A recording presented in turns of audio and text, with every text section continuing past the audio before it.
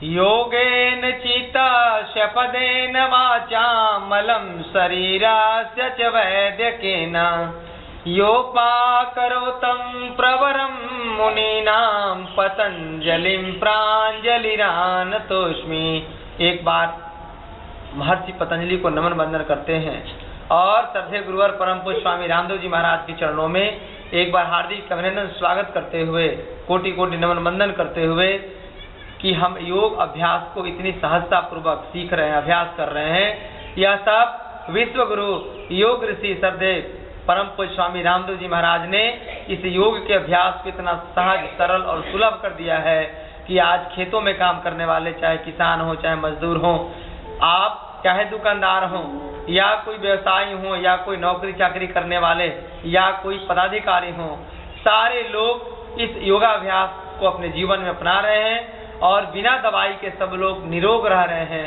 यही कामना है परम पूज्य स्वामी रामदेव जी महाराज का कि पूरा विश्व, खास करके पूरा हिंदुस्तान हमारा कभी कोई बीमार ना पड़े और आदमी एक पैसा दवाओं में ना खर्च करे। पैसा, वह पैसा अपने बच्चों के पोशाक में, बच्चों के पुस्तकों में, कॉपी कलम में, या बच्चों के जरूरत के सामानों में जब पैसा खर्च होगा तो हमारा परिवार सुख शांति और समृद्धि की तरफ बढ़ेगा। तो आइए हम अब प्राणायाम की तरफ बढ़ते हैं। आंखें बंद करते हैं और 3 बार ओम का उच्चारण करेंगे।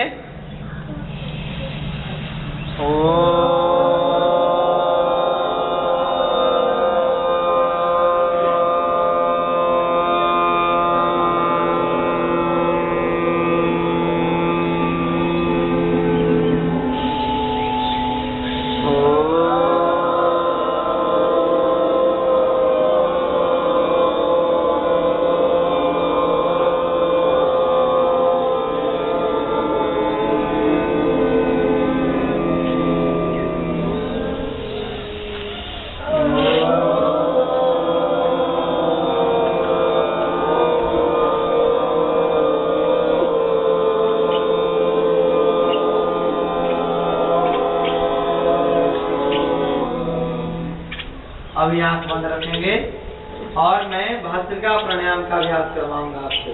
आंखें बंद हो, मन शांत हो। अब धीरे धीरे सांस को आप नाक से भरने का प्रयास करिए। किसी की आंखें खुली नहीं रहेंगी, आंखें बंद।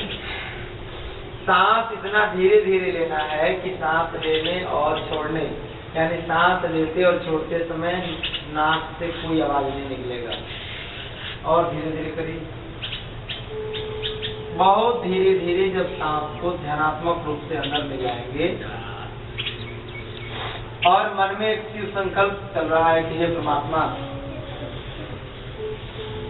धीरे धीरे सांस भरते जाइए। जितना अधिक सांस भरेंगे उतना ही हम स्वस्थ होंगे।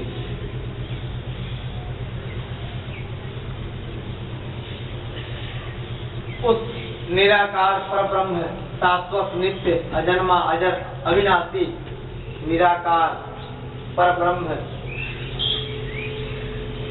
उस परमात्मा को एक बार पुनः नमन वंदन करते हैं, धन्यवाद देते हैं कि हे प्रभु, आप इस विश्व के सृष्टि का जो विधान है, जो नियम है, उस नियम के अनुरूप मैं चल सकूं और आपकी कृपा हम पर हमेशा बनी रहे और मैं नियमित योगाभ्यास करूं और दिन भर जो हमारा कर्म है वो सात्विक कर्म में परिवर्तित होकर के दूसरों के लाभ के लिए मैं जी सकूं। ऐसी शुभकामनाएं। जितना धीरे धीरे सांस भरेंगे तो यह भस्त्रिका प्राणायाम हम कर रहे हैं और भस्त्रिका प्राणायाम का जब अभ्यास करेंगे तो हमारे शरीर के अंदर, फेफड़े में, हृदय में ऑक्सीजन का लेवल धीरे धीरे बढ़ेगा। और धीरे धीरे करिए। 5 सेकंड का मतलब होता है टिक टिक टिक टिक टिक टिक। इतना देर तक सांस को लेना है। मैं आपको बोलने के लिए नहीं कह रहा था, मैं आपसे सांस भरने के लिए कह रहा था।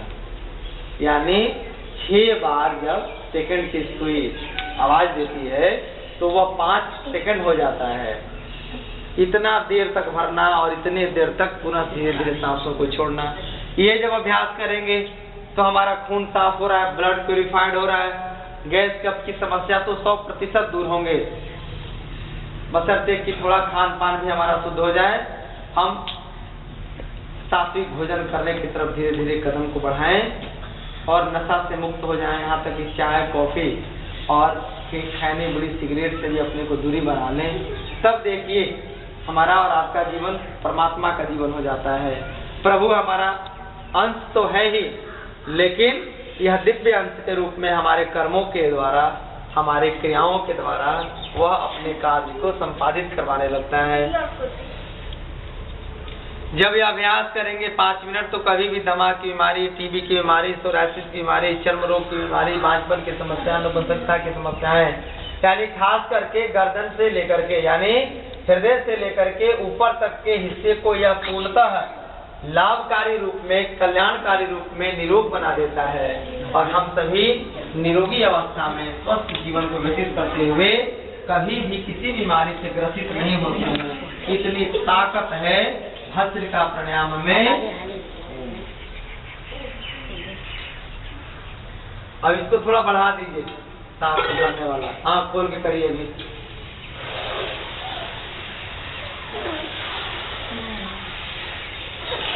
शरीर वही रहेगा और ऐसा नहीं कि ऐसे किए, शरीर आपका जस का तस रहेगा, केवल आपका सीना फैल रहा है और सांसों को छोड़ते हुए केवल सीना सिकुड़ रहा है। करिए,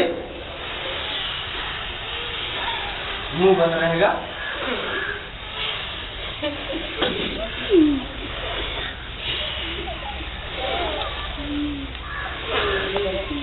ये जिंदा रहने के लिए सिखा रहा हूँ। सांस लेने से आदमी जिंदा रहता है कि मरता है? जिंदा। तो जिंदा रहना चाहते हैं कि मरना चाहते हैं? हमेशा जिंदा रहेंगे कि मरेंगे भी? मरेंगे। तो मरने का भी प्रैक्टिस करना है। क्या करना है? मरने। अब आदमी को ना मरने आ रहा है ना जीने आ रहा है, दोनों का उल्टा हो रहा है। सांस भरिए पूरा।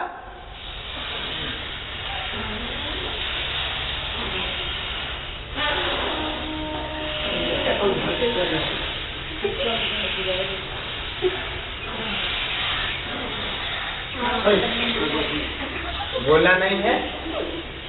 अरे मरने का भी तो प्रैक्टिस करो बढ़िया से, जीने तो आ ही नहीं रहा है। आदमी को ना मरने का नाम लेने से ना भय आ जाता है। अरे मरना तो है ही सबको, इसलिए ना मरने से डर हो और ना जीवन से कभी विशेष आपको भय हो। यानी दोनों में समान स्थिति हो। मरना और जीना दोनों तो हमारे शरीर का या हमारे जीवन का एक प्रमुख अंग है। इसलिए जो शाश्वत है, जो हमारे साथ हमेशा घटित होने वाला है, उसके चक्कर में क्यों पड़े? हमारा जीवन कितना शुद्ध हो रहा है, इस पर ध्यान देना है।